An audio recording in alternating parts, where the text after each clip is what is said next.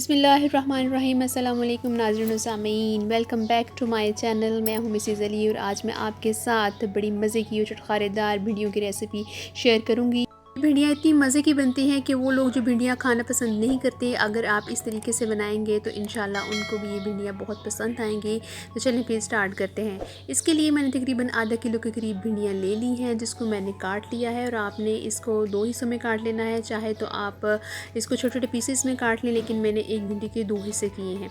इस तरह से दो मैंने बड़े साइज़ के टमाटर ले लिए थे, जिसको मैंने ग्राइंडर में अच्छे से पीस लिया है।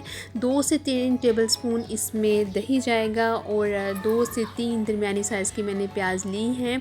अगर बड़ी साइज़ की प्याज है तो 2 ही काफ़ी हैं, अगर छोटी साइज़ की प्याज है तो आप 3 ले लें और उसको आपने अच्छे से चॉप कर लेना है। इसमें जो हम मसाले ऐड करेंगे उसमें 1 टीस्पून नमक जाएगा, 1 टीस्पून ही आप इसमें पिसी लाल मिर्च ऐड करेंगे, 1 चौथाई चाय की चम्मच इसमें हल्दी आप ऐड करेंगे। और ये मेरे पास पेपरिका पाउडर है, अगर आपके पास है तो ठीक है, अदरवाइज़ आप इसको स्किप कर सकते हैं, ये रंग के लिए ये डाला जाता है। इसके साथ मैंने आधा चाय की चम्मच ज़ीरा लिया है, साबुत ज़ीरा, और 1 चुटकी आप इसमें अजवाइन डालेंगे, इससे इसका टेस्ट बहुत अच्छा आता है। साथ ही मैंने 2 कलियाँ लहसुन की ले ली हैं और आधा इंच का टुकड़ा इसमें अदरक भी जाएगा, जिसको हम कूट के या चॉप करके इसमें ऐड करेंगे। इसके साथ ही मेरे पास हरी मिर्चें हैं, जिसमें से आधी को मैं बारीक काट कर डालूंगी और आधी जो है वो मैं साबुत ही डाल दूंगी। आपने इस तरह से इसके दरमियान एक कट दे देना है और जब हम इसको पकाएंगे और मसाला भूनेंगे तो उसके दौरान इसको हम ऐड कर देंगे। साथ इसमें 1 टेबलस्पून के करीब पिसा हुआ धनिया इसमें ऐड करेंगे। इसकी अब हम कुकिंग स्टार्ट करते हैं। तो इसके लिए कढ़ाई में आधी प्याली मैंने ऑयल ले लिया है और जब वो गर्म हो गया तो इसमें जो हमारे पास भिंडियाँ काटी हुई हैं वो हम ऐड करेंगे। सबसे पहले हमने भिंडियों की भुनाई करनी है, लेकिन भिंडियों की भुनाई करते हुए हमेशा इस बात का आप ख्याल रखें कि भिंडियाँ जब आप भूनते हैं तो इसमें चम्मच आपने ज़ोर ज़ोर से नहीं हिलाना या बार बार नहीं हिलाना, बड़ा एहतियात से आप इसमें चम्मच को हिलाएंगे, क्योंकि इसको एक करने से ये भिंडियाँ टूट जाती हैं और इसके बीज बाहर निकल आते हैं। इस तरह से हमने 1 मिनट के लिए एक साइड से पका लेना है और उसके बाद उसकी साइड चेंज करके और उसको दूसरी साइड से भी हमने पका लेना है। बाज़ लोग बहुत क्रिस्पी भिंडियाँ पसंद करते हैं और बाज़ जो हैं वो सिर्फ़ इसकी जो लेस होती है उसको ख़त्म करते हैं। तो मैं दरमियानी टाइप की भिंडियाँ ही रखूँगी, यानी ये ना तो ज़्यादा वो क्रिस्पी होंगी और ना ही ये ज़्यादा वो हरी हरी होंगी। जब ये इस स्टेज पर आ जाए, इस तरह से ये फ्राई हो जाए, तो इसको फिर हम निकाल लेंगे और उसी ऑयल में हमने अब कुकिंग प्रोसेस बाकी का करना है। तो इसके लिए ऑयल के अंदर मैंने ज़ीरा ले लिया है, जो आधा चम्मच के करीब मैंने इसमें ज़ीरा ऐड किया है और साथ ही अजवाइन जो 1 चुटकी ली थी वो भी इसमें ऐड कर देनी है और इनको हमने हल्का सा ब्राउन करना है। जब ये कड़कड़ाने लगे तो इसमें हमने अदरक लहसुन जो हमने कूट के रखा हुआ था वो हम ऐड कर देंगे। अदरक लहसुन को चाहें तो आप बारीक चॉप भी कर सकते हैं, चाहें तो इसको कूट सकते हैं। मैंने इसको चॉप कर लिया था और साथ ही इसमें 2 हरी मिर्चें ऐड करूँगी। ये बड़ा अच्छा सा तड़का तैयार हो जाता है और बड़ी अच्छी इसकी खाने में खुशबू आती है। अब जो हमारे पास प्याज था वो अब इसमें ऐड कर देंगे। जो हम चॉप करके प्याज ऐड करते हैं उसको फ्राई होने में थोड़ा टाइम लगता है और इसको हम मीडियम टू लो फ्लेम पर इसको कुक करेंगे।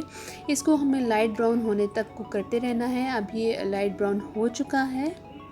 अब तकरीबन 4 से 5 मिनट इसको लगे हैं ब्राउन होने में। अब इसमें जो हमारे पास टमाटरों की पेस्ट है वो ऐड कर देंगे और इसको भी हम थोड़ा सा भूनेंगे। किसी भी खाने को बनाने के लिए उसके मसालों की भुनाई बहुत अहम होती है, तो इसको भी हम अच्छे से भून लेंगे। जब टमाटर भी भून जाएंगे और वो पानी अपना रिलीज़ कर देंगे तो अब इसमें हमने मसाले ऐड कर देने हैं, जिसमें नमक, मिर्च, सूखा धनिया और हल्दी पाउडर है वो अब इसमें हम ऐड कर देंगे। इन मसालों को भूनने के बाद इसमें अब दही ऐड करना है। तो दही ऐड करने के बाद इसको 5 मिनट के लिए मीडियम टू लो फ्लेम पर हम इसको कुक करेंगे, दम पर रख देंगे। इसको ढक्कन इसका बंद कर देना है आपने और 5 मिनट के बाद इसको जब हम देखेंगे ये मसाला अच्छे से भुन चुका है, इसमें ऑयल अलहदा हो चुका है, जो टमाटरों का पानी और दही का पानी था वो भी अच्छी तरह से खुश्क हो गया है। अब इसको थोड़ा सा हम हिलाएंगे और इसके बाद इसमें जो हरी मिर्चें हैं जो थोड़ी काट कर मैंने डाली हैं और कुछ मैंने साबुत रखी हैं वो इसमें ऐड कर देंगे। मसाले में इस तरह से हरी मिर्चें काट कर या साबुत डालने से जायका बहुत अच्छा आ जाता है, इसका अरोमा बहुत अच्छा होता है। इस तरह से हमने इनकी भुनाई कर लेनी है और इसके बाद इसमें अब हम भिंडियाँ डाल देंगे। मसाला अच्छे से भुन गया है।